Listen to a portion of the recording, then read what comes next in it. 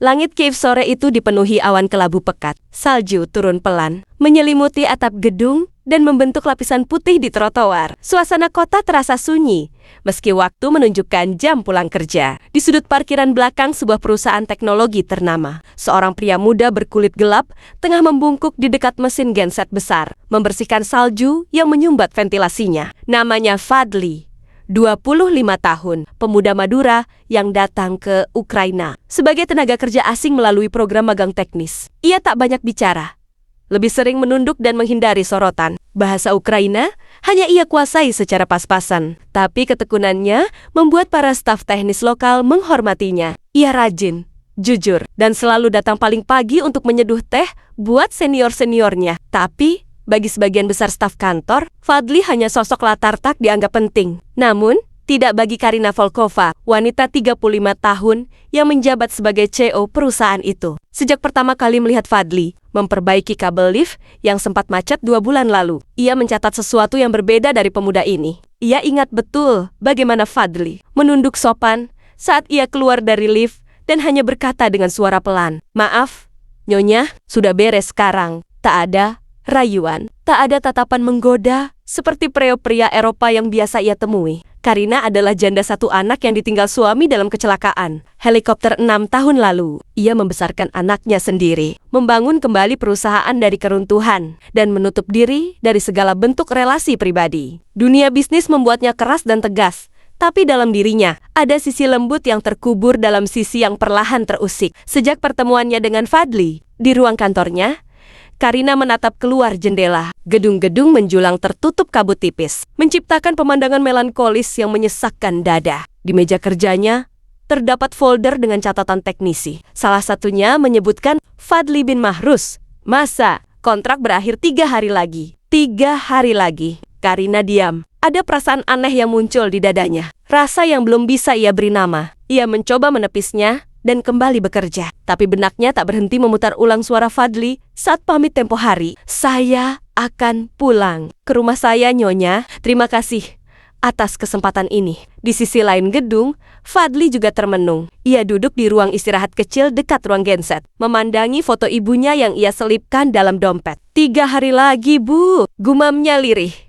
"Saya akan pulang." Keduanya tak tahu bahwa hidup yang selama ini mereka jalani dengan rutinitas datar akan segera berubah karena satu peristiwa tak terduga yang akan menghubungkan dua dunia mereka. Dunia seorang teknisi muda dari Madura dan seorang bos wanita dari Eropa Timur. Takdir sudah mengetuk pintu. Hujan salju makin deras sore itu. Langit Kiev menggelap lebih cepat dari biasanya. Fadli baru saja menyelesaikan tugas terakhirnya, mengecek listrikan lantai basement. Hari itu adalah hari kerja terakhirnya sebelum ia pulang ke Indonesia. Setelah menyerahkan laporan teknis ke bagian administrasi, ia keluar gedung, menyeberangi jalan kecil di belakang kantor untuk membeli makanan di warung Turki langganannya. Sementara itu, Karina memutuskan pulang lebih awal. Pikirannya tak tenang seharian. Ia bahkan melewatkan rapat penting, hanya duduk diam di balik meja, memikirkan hal-hal yang tak biasanya muncul di benaknya. Ketika ia menyalakan mobilnya, langit mulai menggeram pelan. Jalanan licin karena salju yang mengeras jadi es tipis. Mobil Karina meluncur pelan di tikungan belakang kantor. Tikungan itu terkenal licin, apalagi saat musim dingin. Tepat di saat yang sama, dari arah berlawanan, sebuah truk pengangkut barang kehilangan kendali. Klakson meraung keras. Mata Karina membelalak, semuanya terjadi dalam sekejap. Brak! Mobil Karina terpental ke sisi jalan, menghantam tiang listrik, lalu terguling perlahan ke sisi trotoar yang kosong. Kaca depan pecah, kap mesin mengeluarkan asap. Tak ada yang melihat. Jalan itu sepi. Fadli yang sedang berdiri di depan toko seberang jalan sontak berlari ke arah sumber suara. Langkahnya berat menembus salju. Napasnya memburu saat melihat kondisi mobil. Ia tak peduli dingin atau bahaya. Ia langsung menendang kaca samping yang retak. "Nyonya? Nyonya Karina?" teriaknya. Panik. Karina tak sadarkan diri. Darah mengalir dari pelipisnya. Dengan tangan gemetar, Fadli membuka pintu yang nyaris patah. Ia menarik tubuh Karina perlahan keluar dari mobil, lalu menyampirkan jas tebalnya untuk menutupi tubuh wanita itu dari dingin ekstrim. Ia tidak tahu harus kemana, tapi ia tahu waktunya sempit. Dengan bantuan supir ojek online lokal yang kebetulan lewat, Fadli membawa Karina ke rumah sakit terdekat. Sepanjang perjalanan, ia terus menggenggam tangan Karina yang dingin seperti es. "Tahan ya, Nyonya, tahan, gumamnya dalam bahasa yang mungkin Karina tak pahami. Setibanya di rumah sakit, Fadli langsung memberikan semua informasi yang ia tahu kepada perawat. Namun, begitu dokter mengambil alih, Fadli tak menunggu lama. Ia tinggalkan rumah sakit tanpa menuliskan namanya, tanpa menunggu ucapan terima kasih. Bukan karena takut, tapi karena esok harinya ia harus pulang ke Madura. Dan baginya, yang ia lakukan bukan sesuatu yang luar biasa. Kalau ibu saya yang di dalam mobil itu, saya ingin orang lain juga melakukan hal yang sama, katanya lirih saat ia berjalan menuju kamar sewaannya malam itu. Di ruang UGD, Karina masih tak sadarkan diri, tapi di bawah sadar, ia merasa pernah disentuh seseorang yang hangat, yang familiar, dan itu akan menuntunnya pada pencarian yang tak pernah ia rencanakan sebelumnya. 1 hari setelah kecelakaan, Karina membuka matanya perlahan. Cahaya lampu rumah sakit terasa menyilaukan, dan rasa nyeri menjalar dari pelipis ke tengkuknya. Seorang perawat datang menghampiri. Wajahnya lega melihat Karina sudah sadar. Anda beruntung, Nyonya Volkova. Tidak ada luka serius, hanya gegar ringan dan beberapa memar, ujarnya ramah. Karina masih berusaha mengingat apa yang terjadi. Ia hanya mengingat dentuman keras, suara logam melengkung, dan tangan hangat yang menggenggamnya di tengah salju. Siapa yang membawa saya ke sini? Tanyanya pelan. Perawat itu terdiam sesaat. Kami tidak tahu namanya. Seorang pria muda, sepertinya orang Asia. Dia langsung pergi setelah memastikan Anda masuk ke UGD. Kami tidak sempat mencatat identitasnya. Sejak saat itu, Karina tak bisa tidur dengan tenang. Setiap malam, ia terbangun dengan bayangan wajah samar pemuda yang menyelamatkannya. Hanya satu petunjuk yang terus terngiang suara, lirih dengan aksen asing, yang berulang kali berkata, "Tahan, Nyonya, tahan." 2 hari kemudian, Karina memutuskan kembali ke kantor. Ia berjalan pelan di sepanjang lorong. Wajah para staf menyiratkan kekagetan dan kekhawatiran. Namun yang ia cari tak terlihat. Tak ada sosok Fadli. Ia memanggil kepala teknisi, seorang pria tua bernama Victor. "Di mana Fadli?" tanyanya langsung. Victor mengangkat bahu. "Dia sudah pulang, Nyonya. Hari terakhirnya kerja itu. Tepat saat kecelakaan Anda terjadi." "Pulang? Kemana?" "Ke Indonesia. Ke daerah bernama Madura. Saya rasa dia tidak meninggalkan kontak apapun." Karina menatap Victor dengan mata kosong. Di benaknya, potongan-potongan kejadian mulai menyatu. Ia teringat senyum tipis Fadli setiap kali diminta memperbaiki sesuatu. Teringat bagaimana pria itu tak pernah berbicara lebih dari yang perlu. Terlalu sederhana untuk dunia mereka dan justru karena itu membekas. Sejak saat itu, Karina mulai membuka kembali file teknisi lama. Ia meminta staf HRD mencari dokumen kontrak kerja Fadli. Ia membaca lembar demi lembar seperti orang yang tersesat dan sedang mencari jalan pulang. Di baris bawah, tertulis alamat orang tua Fadli di Madura. Ia memejamkan mata, menarik napas panjang. "Saya harus menemukannya," bisiknya. Bukan hanya karena rasa terima kasih, tapi karena untuk pertama kalinya dalam 6 tahun, Karina merasakan hatinya bergetar. Bukan oleh harta, bukan oleh ambisi, melainkan oleh seseorang yang menolongnya tanpa meminta apa-apa. Seseorang yang mengajarkan arti hangatnya hati, bahkan di tengah musim dingin paling menusuk. Bulan berganti, salju mulai mencair di Kiev, tapi hati Karina belum juga mencairkan rasa gelisahnya. Ia mencoba kembali menjalani rutinitas rapat dengan investor, mengawasi proyek, menjemput anaknya dari sekolah, namun pikirannya selalu tertinggal pada satu nama yang belum bisa ia lupakan.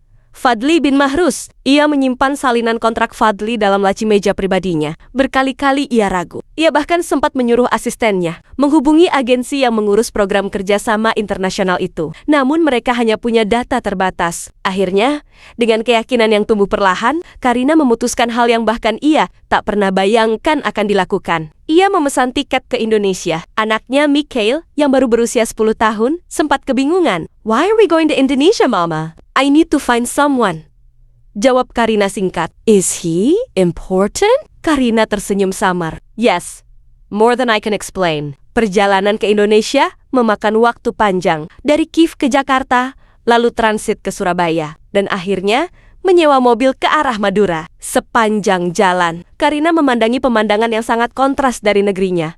Sawah hijau luas, rumah-rumah beratap genteng, dan jalanan kecil yang berliku di tengah ladang tembakau. Di dalam mobil sewaan yang pengap, Karina duduk sambil menatap keluar jendela, mencoba menerjemahkan papan-papan nama yang asing baginya. Sopirnya, Pak Nur, sesekali menjelaskan dengan bahasa Inggris patah-patah. "You go see family. Very simple people. Good heart. Ketika mereka tiba di desa kecil tempat keluarga Fadli tinggal, hari sudah sore, udara hangat, aroma kayu terbakar dan wangi bunga Kamboja menyambut mereka. Karina turun dari mobil, melangkah pelan menuju sebuah rumah kayu sederhana dengan dinding bambu anyaman. Seorang perempuan tua menyambut dari beranda, mengenakan kerudung lusuh dan senyum penuh tanya. Maaf, I'm looking for Fadli, ujar Karina pelan. Perempuan itu menatapnya, terdiam sejenak, lalu menunduk dengan mata berkaca. Sampean dari Ukraina? Tanyanya dengan aksen Madura yang tebal. Karina mengangguk, tak sepenuhnya paham, tapi tahu bahwa ia telah sampai di tempat yang benar. Tak lama kemudian, dari arah samping rumah, muncul sosok yang tak asing baginya. Pemuda berkulit legam, mengenakan sarung dan kaos sederhana, berjalan perlahan membawa ember air. Saat ia melihat Karina berdiri di depan rumahnya, tubuhnya membeku. Ember terjatuh. Airnya tumpah, membasahi tanah kering. "And we?" Nyonya Karina, suaranya nyaris berbisik, seolah ia melihat mimpi. Karina menatapnya, lalu tersenyum kecil. "Fadli, I found you." Langit sore Madura berwarna jingga keemasan. Dan di bawah langit itu, dua dunia yang berbeda kembali bertemu bukan di kantor besar atau kota dingin, tapi di halaman rumah sederhana, tempat hati bisa bicara tanpa perlu banyak kata. Fadli masih berdiri terpaku di depan rumah. Kaki dan tangannya kaku. Bukan karena lelah, tapi karena tak percaya. Dunia yang selama ini ia pikir sudah tertutup rapat, tiba-tiba datang kembali dalam. Wujud wanita Eropa yang pernah hanya ia pandangi dari jauh.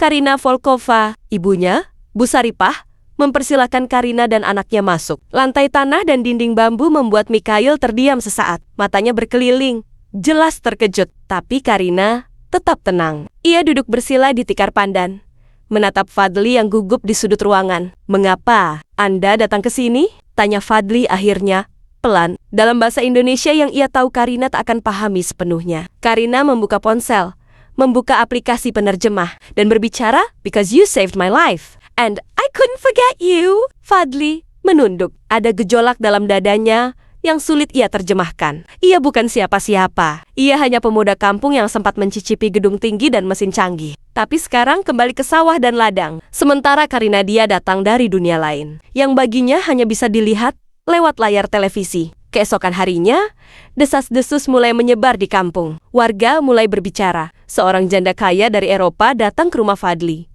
Ada yang mencibir, ada yang penasaran. Bahkan beberapa teman lamanya sempat menyindir. "Fadli, itu pacarmu dari luar negeri ya? Mau kawin bule sekarang?" Fadli menahan diri. Ia tak marah, tapi juga tak bisa menjawab. Sebab dalam hatinya sendiri pun, ia belum tahu apa sebenarnya yang ia rasakan. Yang ia tahu, sejak Karina datang, ia tak bisa berhenti memikirkannya. Sementara itu, Karina juga menghadapi konflik batin. Ia mencoba beradaptasi. Makan dengan tangan, tidur di kasur tipis, mandi air sumur. Tapi yang lebih sulit baginya adalah menerima kenyataan bahwa ia jatuh hati pada seseorang yang berasal dari dunia yang begitu berbeda. Namun setiap kali ia melihat cara Fadli memperlakukan ibunya, menyapa tetangga, atau bahkan menyuapi anak kecil yang main di pekarangan, ia tahu perasaan itu bukan hayalan. Suatu malam, Karina dan Fadli duduk di beranda. Tak banyak kata, hanya suara jangkrik dan angin malam. "Apa yang akan Anda lakukan setelah ini?" tanya Fadli tiba-tiba. Karina menatapnya, lalu berkata lirih, "I don't know, but I don't want to leave without you." Fadli diam. Ia tahu, keputusan apapun yang akan ia ambil nanti bukan sekadar soal cinta. Ini soal harga diri, agama, keluarga, dan masa depan. Ia sadar, jika melangkah bersama Karina, maka hidupnya tak akan pernah sama lagi. Namun, malam itu, saat Karina menyandarkan kepalanya ke dinding bambu dan menatap langit penuh bintang, Fadli tahu ia telah tiba di persimpangan hidup yang akan mengubah segalanya. 2 minggu sudah Karina tinggal di desa Fadli. Bagi warga, kehadirannya yang awalnya menjadi bahan gunjingan kini berubah jadi kekaguman. Ia mulai ikut kegiatan warga, bahkan pernah ikut membantu ibu-ibu menyiapkan makanan untuk acara kenduri. Meski bahasanya terbatas, senyumnya cukup membuat banyak hati luluh, termasuk hati Fadli. Tapi di balik senyum itu, Karina menyimpan satu keputusan besar. Malam itu, ia duduk bersama Fadli di bawah pohon mangga tua di pekarangan. Bintang bersinar terang. Angin membawa wangi kayu bakar dari dapur rame-rama tetangga. "Aku ingin masuk Islam," ujar Karina. Suaranya tenang, tapi penuh makna. Fadli yang sedang mengiris buah jambu terdiam. Matanya langsung menatap Karina. "Apa? Kamu yakin?" Karina mengangguk. "Aku melihat caramu hormat pada ibumu. Caramu menjalani hidup sederhana, tapi damai. Aku melihat Islam melalui kamu, Fadli, dan aku ingin menjadi bagian dari itu. Bukan hanya karena kamu, tapi karena aku merasa telah menemukan cahaya yang selama ini aku cari." Fadli menunduk. Hatinya berkecamuk. Di satu sisi, ia merasa bahagia. Tapi di sisi lain, ia takut ditelan rasa bersalah. "Karina, ini bukan hal kecil. Masuk Islam bukan untuk menikah. Bukan demi orang, ini jalan hidup yang dalam." Karina menatapnya lembut. "Aku sudah memikirkannya. Jika kamu tak percaya, aku akan tetap belajar dan tetap lanjut." Keesokan harinya, Karina mendatangi kiai kampung bersama Fadli. Ia mengucap 2 kalimat, syahadat dengan suara terbata. Matanya basah. Warga yang hadir terharu. Sebagian meneteskan air mata. Bu Saripah memeluk Karina, menyebutnya anakku. Hari itu pula, Fadli duduk bersila di depan ibunya. "Mak, aku ingin menikahi Karina." Bu Saripah terdiam lama, tapi akhirnya mengangguk perlahan. "Kalau dia bisa terima hidup kita, dan kamu bisa tuntun dia dalam iman, Mak Ridho." Pernikahan mereka dilangsungkan sederhana. Di masjid kecil desa, Karina mengenakan kebaya putih dan kerudung tipis. Fadli mengenakan sarung batik dan baju koko. Tak ada musik mewah, hanya doa dan air mata haru. Namun kisah ini tak berhenti di situ. Setelah akad, di tengah pelukan warga yang mengucap selamat, Karina membisikkan satu hal yang membuat Fadli terdiam. "Aku ingin kamu kembali ke Ukraina bersamaku. Kembali bekerja, tapi bukan sebagai teknisi. Aku ingin kamu duduk di jajaran direksi. Kamu layak untuk itu." Pak Jeli tersenyum kaku. Dunia kembali berputar cepat. Pilihan di depannya tak hanya tentang cinta, tapi tentang masa depan. Dan sekali lagi, di depan langkah yang besar, Fadli hanya bisa beristighfar dalam hati, berharap Tuhan tetap memegang tangannya dalam setiap keputusan yang akan datang. Karina dan Fadli kembali ke Ukraina dengan langkah yang penuh harapan dan tantangan. Setelah menikah, kehidupan mereka dipenuhi dengan perubahan besar. Fadli mulai beradaptasi dengan kehidupannya yang baru. Dan Karina, meski tak pernah merasa asing dengan dunia bisnis, kini memandang dunia itu dari perspektif yang jauh berbeda. Sesampainya di Kiev, Karina langsung mengajak Fadli untuk bertemu dengan para eksekutif perusahaan tempatnya bekerja. Semua orang terkejut melihat kehadiran Fadli yang kini mengenakan jas rapi. Duduk di samping Karina, meskipun hanya sedikit yang mengetahui perubahan dalam dirinya. Mereka mulai merasakan perbedaan pada cara Fadli berbicara dan berdiri di hadapan mereka, bukan hanya sebagai pekerja biasa, tetapi sebagai seseorang yang memiliki visi yang lebih luas. Selama beberapa bulan berikutnya, Fadli mulai belajar banyak hal, dari manajemen, keuangan, hingga strategi perusahaan. Semua dimulai dengan pelatihan intensif. Karina, yang kini mengelola bagian pemasaran dan hubungan internasional, membantu Fadli memahami lebih banyak tentang dunia yang sangat berbeda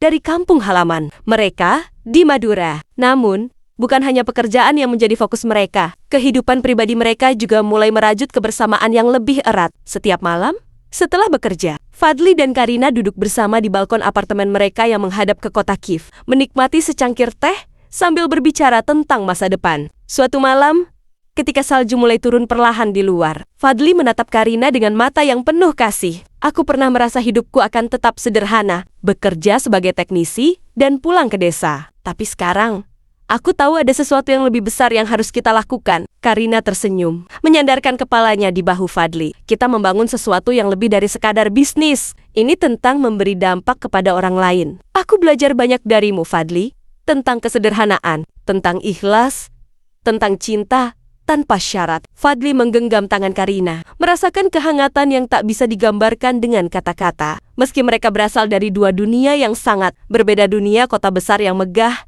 dan dunia kecil yang sederhana, mereka tahu satu hal yang pasti. Cinta itu tidak mengenal batas. Tak lama setelah itu, Fadli diberikan posisi yang lebih tinggi dalam perusahaan sebagai direktur pemasaran dan komunikasi. Ia mulai merancang berbagai strategi untuk memperluas jaringan perusahaan di Asia dan Timur Tengah. Karina, yang selalu mendampinginya, merasa bangga melihat suaminya yang kini berkembang jauh lebih dari yang ia bayangkan. Mereka bekerja bersama berbagi visi, dan membangun masa depan bersama. Suatu hari, ketika Fadli mengunjungi Indonesia untuk urusan bisnis, ia kembali mengunjungi desa tempat asalnya di Madura. Ia menemui ibu dan teman-temannya, menceritakan perjalanan hidupnya yang luar biasa. Dan meski dunia mereka semakin luas, Fadli tak pernah lupa akan akar kehidupannya. Di sana, di tengah sawah dan udara segar, Fadli berkata dengan penuh rasa syukur, "Aku tidak pernah menyangka bahwa perjalanan hidupku akan membawaku sejauh ini. Tapi aku tahu satu hal dalam setiap langkahku. Aku selalu membawa kalian dalam hati. Karina, Madura, semuanya adalah bagian dari diriku." Karina yang mendengar kata-kata itu tersenyum. Mereka tahu perjalanan mereka baru saja dimulai. Ada banyak tantangan yang menanti. Tetapi mereka yakin bisa menghadapinya bersama. Karena cinta, iman, dan keyakinan adalah kekuatan yang tak bisa dihancurkan oleh jarak, waktu, atau perbedaan. Di bawah langit Kiev yang tak lagi dipenuhi salju, Fadli dan Karina berdiri bersama, menatap masa depan yang cerah. Sebuah masa depan yang mereka bangun dengan cinta, kerja keras, dan keyakinan bahwa tak ada yang tak mungkin jika dua hati saling berjuang untuk satu tujuan. Ini adalah akhir dari cerita mereka. Sebuah perjalanan yang mengajarkan kita tentang keberanian untuk mengubah hidup, tentang pentingnya cinta yang tulus, dan tentang bagaimana iman mampu menghubungkan dua dunia yang berbeda.